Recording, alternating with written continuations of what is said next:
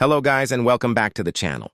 In today's video, I'm going to show you how you can turn off notifications from apps that annoy you the most and disturb you throughout the day. This method is very simple and works on any iPhone.